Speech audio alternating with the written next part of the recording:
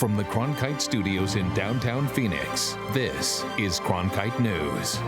Phoenix, Arizona could host the debate where we narrow down and really pick the finalist who will be the Democratic nominee. As Phoenix prepares to host the next Democratic debate, we take a look at the possible impact it could have on the race to the White House. Plus, it's the most important day of the 2020 presidential campaign thus far, Super Tuesday. So which Democratic candidate do you hope wins? It's your chance to weigh in. And as coronavirus cases continue to spike globally, we find out how Arizona tribes are preparing for the epidemic. We have communities that are facing what the experts tell us could potentially be a cluster. Cronkite News starts now. Good evening and welcome to Cronkite News on Arizona PBS. I'm Marcela Baedo. And I'm Sean Rice. Thank you for joining us. Right now, 14 states are heading out to the polls for Super Tuesday. And after this weekend's results, the field of Democratic candidates for president is now down to 5. Joe Biden, Bernie Sanders, Elizabeth Warren, Mike Bloomberg, and Tulsi Gabbard are still in the race. And if they hang on, they could face off at the 11th Democratic debate here in Phoenix next Sunday. Cronkite News reporter Delaney White spoke with party members on both sides of the aisle to see what they're thinking this event will have on voting. Officials from both parties agreed that with the candidate pools narrowing, the next Democratic debate will be crucial to who receives the Democratic nomination. So our Phoenix debate will be a showcase debate for the finalists, and it could be the decisive debate. Phoenix, Arizona could host the debate where we narrow down and really pick the finalist who will be the Democratic nominee. Phoenix Mayor Kate Gallego and CEO of High Ground, Chuck Coughlin, agreed that the narrowing pool of Democratic candidates will contribute to a more decisive debate. I think this could be really one of the first ones where those candidates following Super Tuesday will be able to condense onto the stage and begin to sharpen their own dialogue better, get more attention, and their critique of their opponents. Chief pollster at OH Predictive Insights, Mike Noble, spoke about the impact he thinks the debate will have on the upcoming election. Well, Arizona is going to play a role, however, just with the Democratic primary, the way they split out their delegates, it's not going to be a tipping point state, I would say, when it comes to the Democratic primary. But again, Arizona, with its importance here in the election, is going to be huge. Gallego and Coughlin both think the debate will be watched carefully by voters before they cast their ballots, ultimately impacting votes in Arizona. I believe that our Democratic debate in Phoenix, Arizona will drive a lot of excitement. We should see increased turnout among Democratic primary voters who have that ballot at home for the presidential preference primary. I expect it means that many voters will wait and drop off their ballot on Election Day as opposed to voting and mailing before the debate. I think our voters are excited to see what will happen at the Phoenix debate and really want to be part of it. I think people are going to be holding on to their ballots, and they want to see, given the opportunity to see the debate and what happens out here. So I think it could have a late-breaking turnout effect on the electorate and who is competitive and who's not competitive. And so I think it's exciting for Arizonans to have this opportunity to see the candidates up close and personal. You would think, given our proximity to Mexico and the state's history with problematic immigration, challenges, that would be a significant portion of this debate. Immigration challenges, as well as other issues of interest to the Latino community, are expected to be thoroughly covered topics next week. And I think one of the other interesting things is that you saw what I'm most curious to look at to see how Bernie Sanders does with the Latino vote. You saw how he did in the Nevada elections, and basically he did incredibly well with Hispanic voters compared to the other. We know our second largest demographic group here is Hispanics, and it's growing rapidly. So I'm very curious to see if that trend continues for Bernie. Arizona is traditionally a red state, but could see a change to purple or even blue with the next election. But I think right now they're jazzed up, and it's going to be a battle on both sides between the Republicans and Democrats here in Arizona. The 11th Democratic debate will take place in Phoenix on March 15th at 6 p.m. at the Arizona Federal Theater. The National Democratic Committee has created a website where you can register online to attend the event, though they caution the capacity is extremely limited. At the digital desk, Delaney White, Cronkite News. Super Tuesday is the biggest presidential nominating contest to date. A full third of the total Democratic delegates are up for grabs. And as we mentioned, this race completely changed overnight. Joe Biden got a major boost, earning 3 huge endorsements last night. One-time rival Pete Buttigieg, Amy Klobuchar, and Beto O'Rourke joining Biden in a show of force to consolidate the moderate lane behind the former vice president. Meanwhile, Sanders called out the political establishment endorsing Biden, and Elizabeth Warren vowed to stay in the race until the convention this summer. For the first time, billionaire Michael Bloomberg will be on the ballot. He has spent millions trying to emerge as a top contender in Super Tuesday states. A candidate needs 1,991 delegates to win the nomination. The biggest prize of the night is California, with over 400 delegates at stake. Polls there close at 11 p.m. Eastern Time. Astronaut and Arizona Senate candidate Mark Kelly has finally endorsed a Democratic candidate for president. Kelly announced his support for Joe Biden on Twitter, ending months of silence on his thoughts on the presidential contest. Kelly wrote, "Joe Biden understands the challenges Arizonans face and know what it's like to be knocked down, get back up, and keep serving others. We need a president who will unite us and find common ground to get things done. That's why I'll be voting for Joe Biden."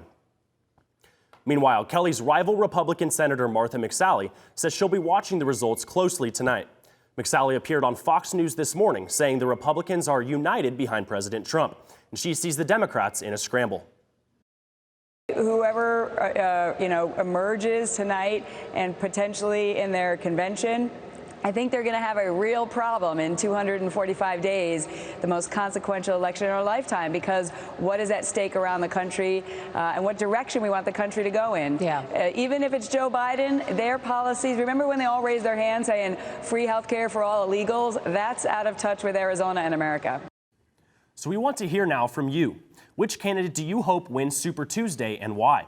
So far, over 50% of you have voted for Bernie Sanders.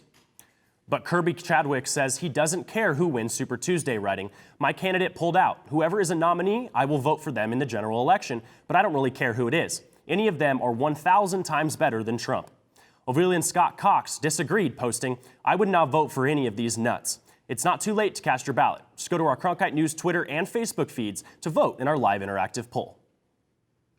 Those Sanders supporters could see Bernie Sanders in person here in Arizona on Thursday. The frontrunner for the Democratic presidential nomination plans a stop in Phoenix ahead of our March 17th primary. Even though the primary isn't for another 2 weeks, Democrats are already making up their minds and casting their ballots by mail.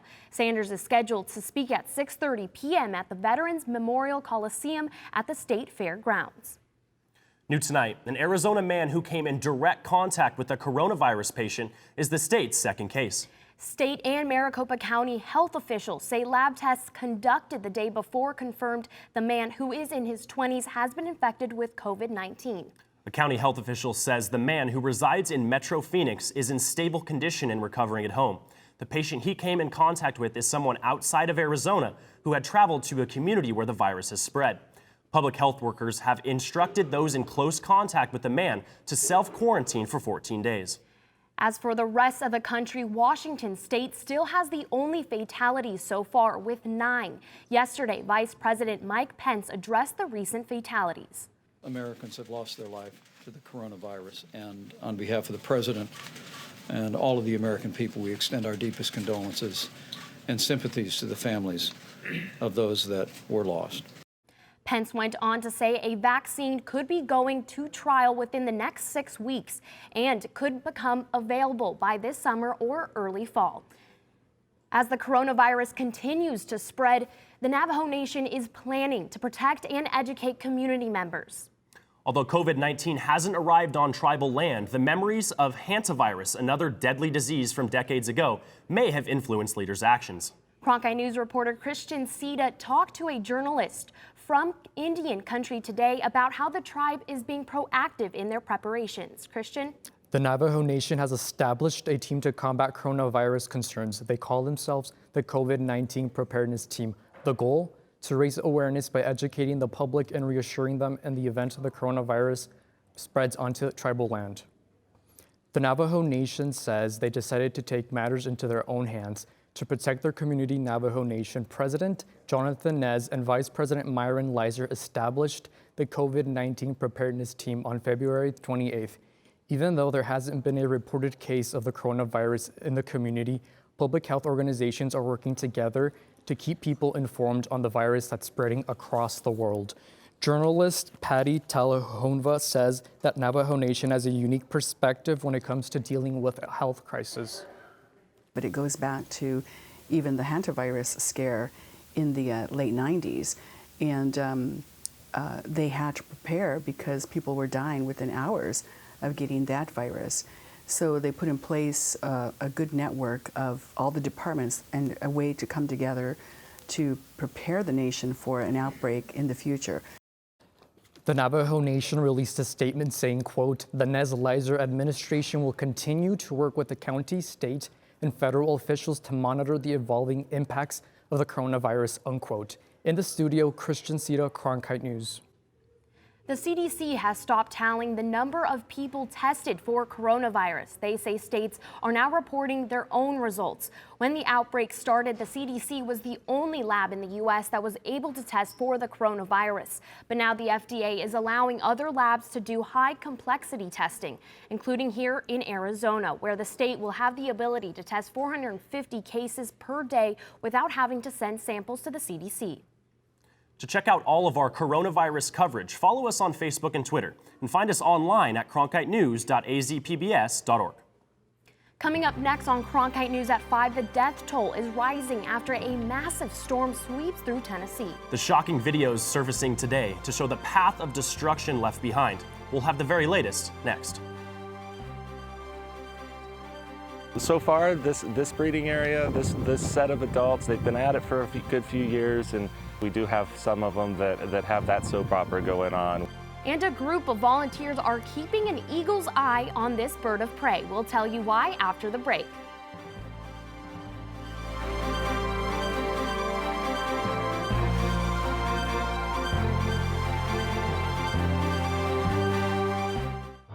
The people are saying they're not happy. Do you accept that? Irrational people are not often convinced by facts. Okay, well, let's talk about people you hate, though.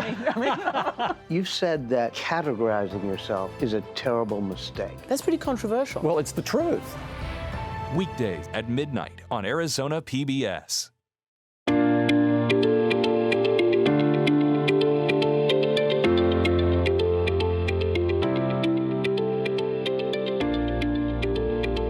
The weather around Phoenix is just beautiful today. Let's take a look at the weather around the valley. Thank you for joining us for the special edition of Cronkite News. Here are the top stories that we're tracking today at noon. Some of the best players for their program. Hey, I'm Rick Steves. You know, I don't go anywhere without my passport. And now, thanks to PBS Passport, you can travel with me and watch all 10 seasons of Rick Steves Europe and all my travel specials. This exclusive streaming service is just for our members. Not only can you see all my shows, but you can see thousands of hours of your favorite public television shows. Become a member today and get your passport. At least 22 people are dead after a powerful storm spawned tornadoes that ripped through early Tennessee this morning. The storm left buildings in ruins and tens of thousands without power. Authorities have also confirmed more than 150 injuries. Search and rescue teams have been deployed to try and locate anyone who may still be trapped. Schools in the area are closed for the week, some because of damage, some because they're being used as shelters. Meteorologist Henry Rothenberg recorded video from just outside of his TV station. He was one of many reacting to the devastation. Take a look. Power flash right there. The tornado is coming. All right, Dan. There it is. Go inside. No, get inside, folks. This is moving by the Channel 5 area as we speak. Sounded like gunshots going off. We heard the windows blowing in, and then we saw the water leaking through the ceiling, and we just grabbed the baby and started to pack everything up as fast as we could. So we're running down the hallway, the ceiling is just caving in, just debris everywhere, and water is just pouring from the ceiling. The tornado also caused polling locations in several counties to delay Super Tuesday voting by 1 hour due to closures and power outages. And some voters impacted areas were sent to alternative location to cast ballots. Smooth landing. A pilot at Goodyear Airport performed an emergency belly landing yesterday. In this video posted on Twitter, you can see the plane slide down the runway before coming to a clean stop. Apparently, the plane was missing a tire and landing gear. The pilot and passenger both made it out safely. It's bald eagle breeding season here in Arizona, and that means there is an eagle cam trained on one particular nest. Cronkite News reporter Isabella Holzheiser is joining us right now. And Isabella, where is this camera? The 24th. Nope.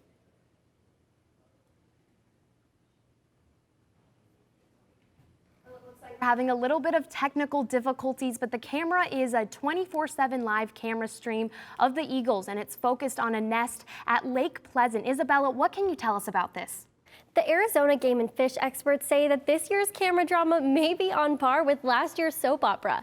Last year, the bald eagle nest at Lake Pleasant lost 3 eggs to ravens and ringtail cats. And when there was finally hope for a 4th egg, the mother destroyed it. Game and Fish said that she sensed an abnormality, but actually the father was at fault here. He was a younger male who ousted the mother's previous mate, and he had trouble hunting and staying on the nest to keep the eggs warm. Now, every year there are people who watch this nest and others all around the state, and I met one of these bald eagle nest watchers. Well, working with birds, it's been my lifetime goal. One of Eduardo's favorite spots in the world is at the Box Bar Recreation Area in Rio Verde. Love this place. I've been at several places, several nests all over Arizona, or especially in the central part. And this place, I think, has the most diversity of the places I've been. 5 years, he's been part of the Arizona Bald Eagle Nest Watch program. It began in 1978 to monitor breeding bald eagles in areas with high recreational pressure. By having the nest watchers here, we're able to figure out what may be causing problems and make sure that we've got management on the ground and recreators that understand the proper way to recreate in an area where you may have a bald eagle nest just right behind you. The nest watchers spend weeks tracking the birds. Martinez says this means he picks up on their personality traits. Last year it was a complicated year for the eagles. The level of the river was high, there was not much fishing, so there was not enough food, and one of them got all of it and the other one didn't, so the younger and more weak died. That's nature, he says. But because we put names on them and we were really attached to them, and seeing one of them dying was a really sad moment for us. So we don't know if we're going to do it again. It's really easy to get attached to your birds. The outlook for the eagles this breeding season is expected to be better than last year. Kenneth Jacobson with Arizona Game and Fish says the eagle population in Arizona continues to grow. Back in 1978, when bald eagles were listed as endangered on the Endangered Species Act, we only knew of 11 breeding areas in the state. Now, in 2020, we've got 90 breeding territories across the state. It's been a significant growth in the population. This growth makes nest watchers like Eduardo Martinez very happy. This is a project that I am enjoying a lot, and I want to do it for many years. If all goes well, the bald eagle eggs are expected to hatch in mid-March. Arizona Game and Fish will then tag the birds, and in 3 to 4 years, the eagles will be ready for their own breeding season. In the studio, Isabella Holzheiser, Cronkite News. Coming up, trips to the beach could be coming to an end thanks to climate change. What one recent study says about the future for coastlines.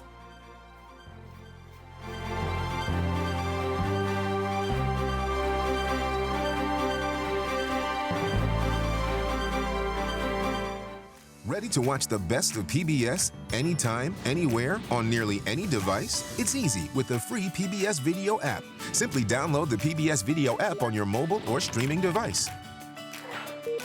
Now you can watch the latest PBS episodes or catch up on the shows you missed. Discover new favorites from PBS and local content from your PBS station.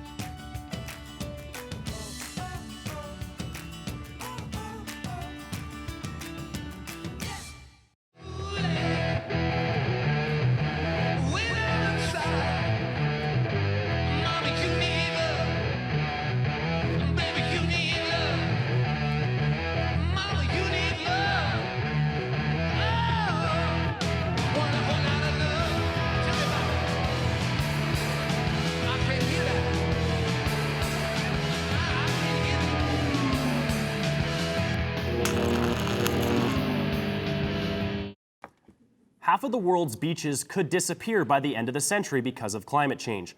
That's according to a new study published in the journal Nature Climate Change. Researchers found rising sea levels would be a key force in eroding many heavily populated coastal areas. That includes beaches on the U.S. East Coast, South Asia, and Central Europe, which could see shorelines retreat by more than 300 feet. The National Ocean Service says heat in the atmosphere causes seawater to expand, and greenhouse gases create a warmer atmosphere. That's why some scientists say if the world's governments can cut back on heat-trapping gas pollution, 17% of projected beach losses by 2050 could be prevented.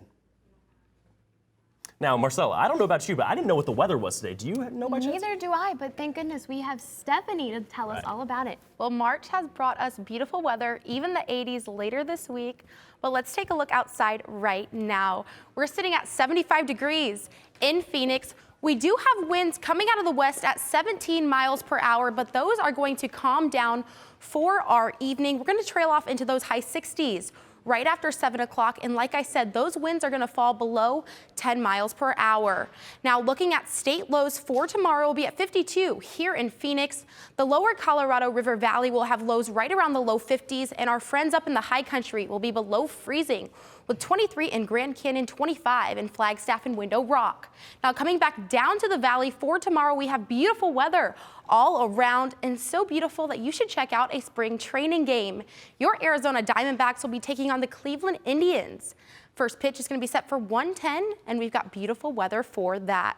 Now, looking ahead at the next few days, we're going to spike up to those mid-80s for Thursday and Friday, and for our weekend, it is going to be beautiful, falling back down to 75 for Sunday. We are going to kick off our work week flirting with the 80s for Monday, Tuesday, and Wednesday with possible storm chances. From the Cronkite News Weather Center, I'm Stephanie Bates.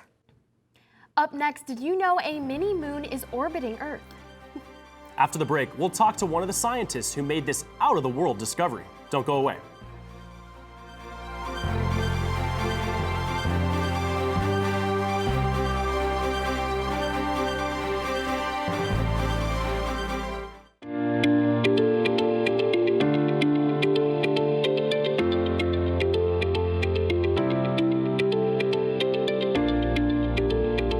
The weather around Phoenix is just beautiful today. Let's take a look at the weather around the valley. Thank you for joining us for the special edition of Cronkite News. Here are the top stories that we're tracking today at noon. Some of the best players for their program. Cronkite Noticias is the Spanish-speaking division of Cronkite News, covering topics such as economics, education, sustainability, immigration, and border relations. Cronkite Noticias strives to serve the Spanish-speaking community in Arizona. Under the guidance of prominent Spanish-speaking professionals, students at the Walter Cronkite School of Journalism develop content for our broadcast partner, Univision, as well as on Facebook and Twitter. Explore Cronkite Noticias at cronkitenoticias.azpbs.org. Scientists in Tucson have discovered what may be a second moon orbiting our planet. And if they're correct, then it will be the only second time in known history that the Earth has had two moons. Reporter Dylan McKim, who's here with us right now, is going to talk with one of the scientists that made this discovery. And what did they tell you? Yeah, this possible second moon has been orbiting Earth for 2 years. Scientists have given it the name 2020 CD3, but it's becoming more popularly known as Mini-Moon. Veerscoast is a scientist with the Catalina Sky Survey. Our mission is to discover as many near-Earth objects as possible. And they did just that on the night of February 15th.